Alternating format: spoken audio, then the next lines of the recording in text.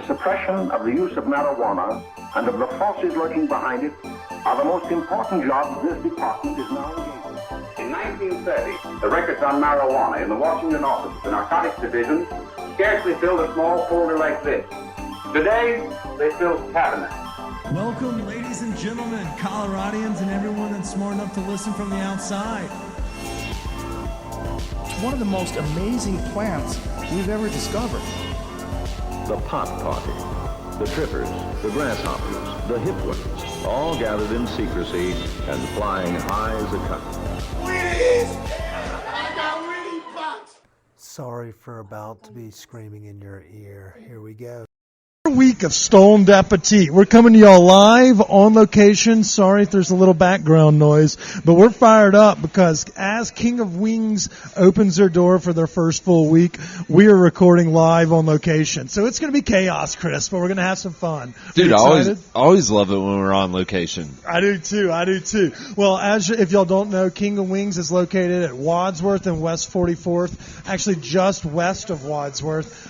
They've recently reopened. Best chicken wings in Denver. Not only have the awards proven it, but our taste buds have as well. We talked about them last week having the sauce. Now we got to get Chris to validate my claims of it being the best sauce in town. So we're about to do it up right. Today's episode is sponsored to you by our friends over at Breckenridge Distillery. As you listen to this, we're getting prepared for Après Anywhere, March 31st. It's Breckenridge's claim to fame. They're making it a thing. This is the first annual of a regular party. It'll be just a vibe on Main Street, pretty much. If y'all don't know, Breckenridge Distillery has a litany of whiskeys, award-winning whiskeys, but they also have the gin, they have the rums, they have the vodkas, and they have the mixers as well. They've got something for everyone. If you're looking for a buzz this spring when you get off the mountain or when you get off work, go see our friends at Breckenridge Distillery. You can find them along the Front Range and liquor stores nearest you. Just quit shopping at King fucking Supers. That was a pretty good ad read by me with a lot of chaotic noise in the background. What do you think? Yeah, really good plug on the hooch. Thanks. I thought I did pretty well. And, you know, our second sponsor is our friends over at Standing Akimbo. We had a kick-ass party with them this weekend, Dapper Donuts and Green Dot Drops. Well, they're running it back every single month, Chris. Every single week there's fresh drops. They're going to have fresh food drops every other week. And all spring long, they're going to have some really cool shit popping. So make sure you stay tuned and follow along at your friends at Akimbo. Or go to the website, standingakimbodenver.com, for menu options and online ordering. The best med available. And smoking weed just gets better the warmer it gets, so you got to go. It really does. And as somebody whose girlfriend hates when they smoke weed inside, it makes it a lot more enjoyable for me because I can just sit outside and just enjoy my buzz for like half an hour before she's wondering where I am. So it's great. I can't wait. Yeah. God, especially during the summer, we'll be washing it down with Breck Spirits. God. Man, speaking of which, we killed it on that commercial last week.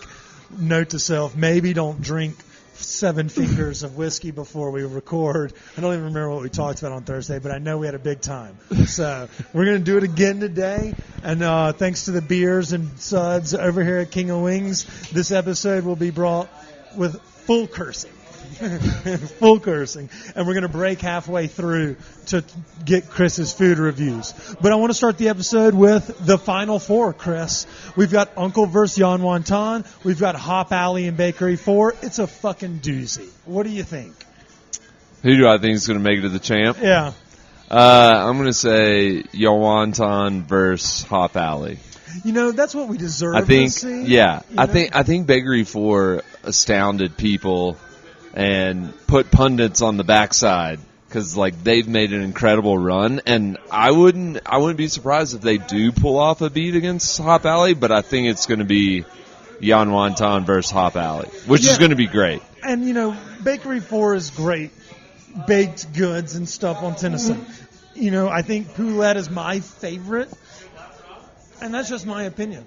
But how they've been able, and it's with their friends and the community that they've built in this grassroots, pop-up culture, they've got a huge following. So if they upset Hop Alley, I wouldn't be that surprised because they've upset, and I'm going to call it an upset because they beat Kike's Tacos, which are arguably an equal, if not greater, product when you talk about the Denver food scene. And same can be said for Blue Pan, easily one of our favorite pizza spots in town. So they are kind of like the FAU, I feel like. You know what's great, though, and will likely lead to less hate DMs, is the fact that if Hop Alley and Yawanton face each other, it's kind of like the same category, like coming together. So it wouldn't be like an Asian style cuisine with a lot of spice and flavor.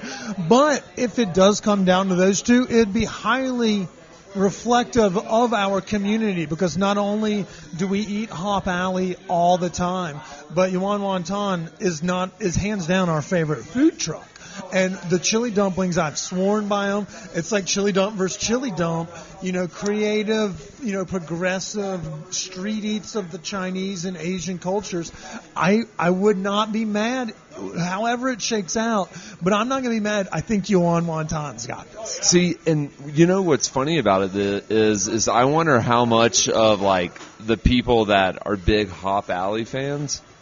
Like, it's going to be, you're going to have Sophie's choice. Yeah. Exactly. Well, see, I feel like, Uncle upsetting Softa was kind of in that same camp of Bakery 4 upsetting Blue Pan. Like, holy shit, how did they get there? But at the same time, it's like FAU. Don't tell these folks they're supposed to lose. But it seems as the results that we have right now on Monday afternoon will show that Yuan Wonton will, in fact, beat Uncle. It's like calling Indiana for Mike Pence and Donald Trump. We can do it with 1% reporting, but for the most part, now that we have like half the day is complete, we can probably announce that one, they're going to be a bear to beat, man. They have great food, and maybe we are the Dane Cook comedy rom-com of the James Beard. Last year we beat the foundation to the punch by anointing Caroline the tops in the region over at Annette. Obviously Maybe a bump. What happens if Penelope gets the bump and then wins the JBF? We will be like the Players' Championship leading into the Masters, Chris. And we should expect invitations. Yeah, if we don't get invited, Chris Moon, if you're listening to this, if we don't get invited to Chicago to do all that cool shit at Wrigley Field and all the other stuff, I'm going to be severely disappointed. Or they do have James Beard nominees for podcasts. Yeah, but they often give it to people like Copper in the Pot who are like talking about like really important shit.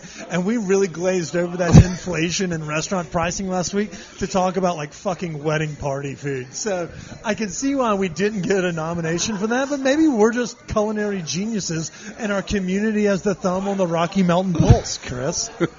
That's very true. I'm stoned as fuck, by the way. I can't wait to have some fun today. All right, so do we need to go over the weekend that was? Yeah, we definitely need to. And I think we need to start with the High West Oyster Fest because it was a legitimate cause that needs to be addressed and talked about. High West Oyster Fest was a fundraiser put on by Big Red F and Jack's Fish House to help promote Rise Against Suicide. And it's based out of Lafayette. It's a foundation that kind of removes financial barriers to help youth with mental health issues and stigmas to break down and make sure you have the resources available to you, really, so that you're not hindered because every life matters. And oftentimes it's been phrased, permanent solutions for short-term problems often occur in these irrational times of being a hot-headed teenager or early 20s. And so they're trying to make that available to everyone and understand that this is, a resource for you to have. Right. And so I wanted to talk about that first because it should take priority. It is a precedent in the community, and it's a large issue that we face in our society that's just fucking And that crumbling. group, it's called, the nonprofit is the Rise Network, right? The Rise, or you can go to Rise Suicide Prevention on Google, and then you'll see their website. I've added it to our link tree on our social media so you can learn more about the foundation as well as how you can donate, or hell, you can get help or get involved. Yeah. If you, whatever side of the aisle you may be on, we want this resource to be available to you. We try to hammer home it's okay to not be okay. So I wanted to lead with that after March Madness. And it makes it more accessible. So, reach out and you'll figure out the opportunities that are available. Exactly. And so this fundraiser, it was at the Velvet Elk in Boulder, which is a new bar that just has a little venue in the back. But they filled that fucking venue full with 8,500 oysters, Chris. They shucked every last fucking one of them. There was a fuck ton of oysters, and happy to report we did. Yeah, the faith of the community, and I think a lot of it had to do with what we were doing earlier in the day, but we knocked down 4 dozen oysters and a dozen deviled eggs and gumbo without batting an eye, and a beer pretzel. I mean, Jesus, fuck, we're professionals, folks. But we set the over-under at 45. And we got it. And we hit it in spades. There was a moment there where I felt a little rough, but I guarantee you I did not feel as rough as any of those participating in the oyster eating competition. That was by far the grossest thing I've ever seen in my life. Shout out to Mike Hoang, who won it. He is undefeated in oyster competitions. He broke a Colorado state record this weekend. And Jack's Fish House, in honor of his feat, will be putting a plaque on the wall with his name and his accomplishment, and he deserves such. It was fucking gross and awesome all at the same time. Was it 120 something? 112 in 90 seconds. They were just finger banging, Chris. It looks like a softcore porn. It was just gross. It looks like the AVMs. Just. I mean, I just can't imagine, because there was a moment there where, I think it was just, pretzel, all the other food we had before. But there was a moment there where I almost gave up because my stomach was just man. You turned white as a ghost. You looked like you already had the sheet over your face for a meeting down after the Bama loss.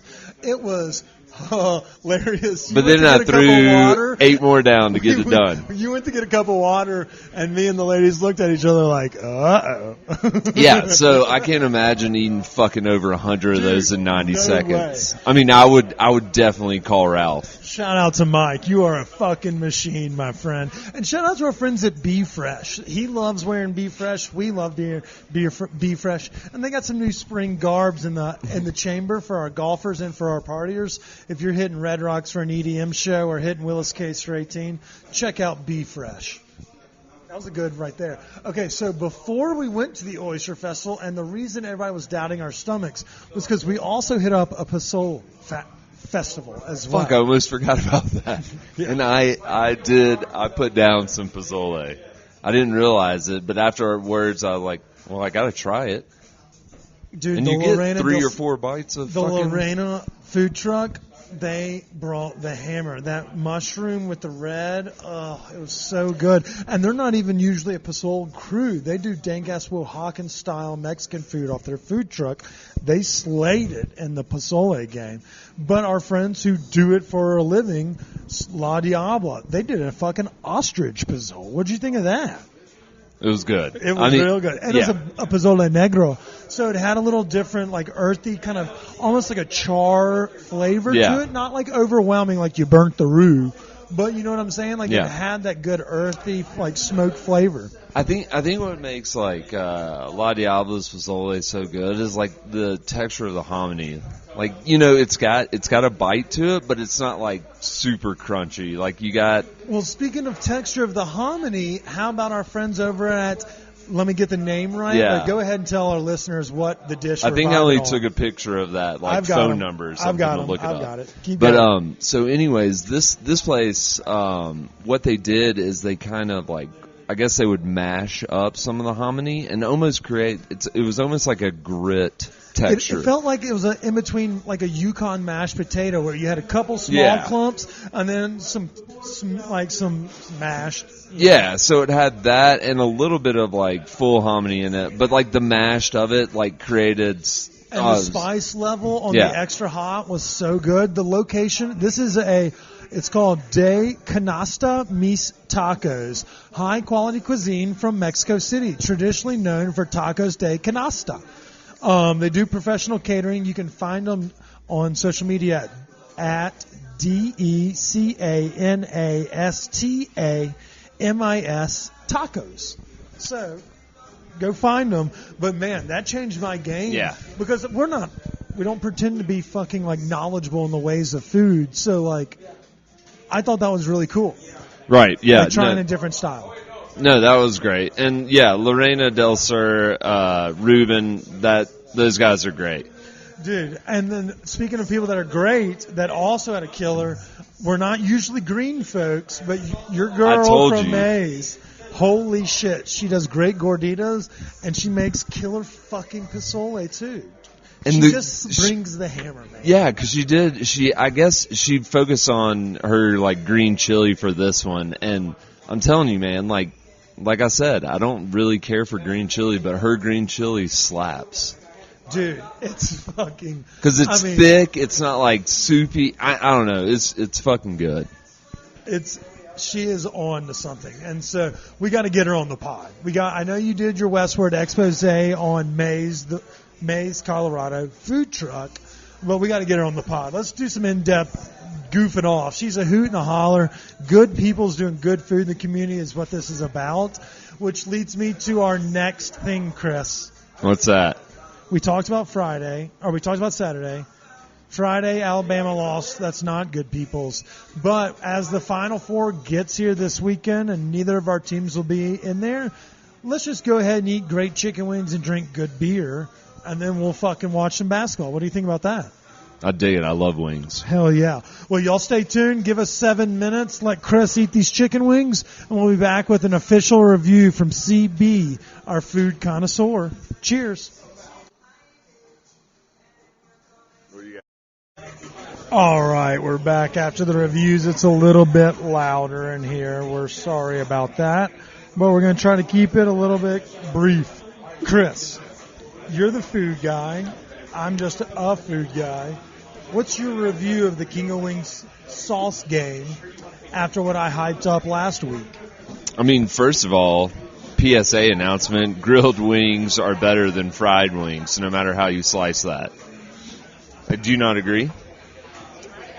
Maybe there's a time and a place for each, but like the flavor you get off a grilled wing is great. I would agree that the flavor profiles are different and better, but to say that the overall component of, I don't know. I mean, I don't want the fully breaded, and I like a grilled wing, but I think that you can find a good fried, like that. Talk about the Hong Kong barbecue. So... And that's for another day. Actually, It's not. It's for this day. How many out of 10, how many days would you take grilled over fried? 8 out of 10 days. It's a 7-day scale, fuckface. It's a 1-week scale. 5 out of 7. Okay. Weekender for the fried objects. That's fair. All right, but back to the main point, sauces. Sorry. Shoot. I mean, hot buffalo. By far, like, hands fucking down. Hands fucking down, a mile away. The hot buffalo sauce is like, you can tell it's buttery. It's got that kick with, like, some vinegar.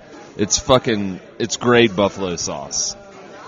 I love that you love the hot sauce. And, I mean, you were steadfast last week. So I thought if anywhere was going to break you, it could have been the grilled wing with the spicy Thai sauce here. And I'm sad to say it didn't happen. The Thai sauce is good because you get a little bit of like that sticky sweetness. I was thinking it was going to be, I don't know, a little more heat, but it was a little more sweet for me. All right, so if you're listening, Eddie, Evan, Noah, the fam, y'all spice that shit up for Chris. And by the way, the Triple X, which is one of their hotter sauces, is not overpoweringly Triple X hot. When you think about it, Vin Diesel style. Right. It doesn't have that Vin Diesel vibe to it. But it packs a lot of flavor, which is good. Delicious, like it's delicious, but it's not overwhelming. So if you are looking for a spicier flavor on the menu, the Triple X does come through with that as well in spades. And I think the chicken tendies are excellent. But I think the go-to move is to get the dry Cajun rub and then try and get a sauce on the side, like the Tingly Gold. The Tangy Gold is a good one. I mean, the spicy Thai also plays well on the tenders because it kind of seeps in the breading. Yeah. We talked about it last week, but it really gets my dick hard. So I wanted to harp on that one more time. Chris, before we go, there is one more Pozole Fest this Thursday with our friend Chef Dana Rodriguez contending, as well as Chef Jeff Cox from Hop Alley. There's a lot of great chefs from a wide background and array of restaurants. It's going to be a hoot and a holler. You can get tickets. Check out Chef's page. That's Chef Doña Loca. Dana's got them through her website, and you can check them out there. So, is there anything we missed besides your review? How'd you like the other sauces? Everything's great here. Like and obviously the spicy Thai is a good sauce, but if you're a fan of traditional buffalo sauce, then I think these guys do it best than anyone here. All right, well, that's fair. We got a full, resolute answer from Chris. Spicy Thai did not knock off Buffalo here for him tonight, but at least we ate well, and you can too. They're open every day but Tuesday. Weekdays 4 to 9, weekends 11 to 9. Come check them out, West 44th and just past Wadsworth. And shout out to our sponsors. We're going back to Eat and Smoke. Are we out of here? You ready? Yeah, let's do it. All right, stay high, stay hungry. Eat King of Wings. Cheers.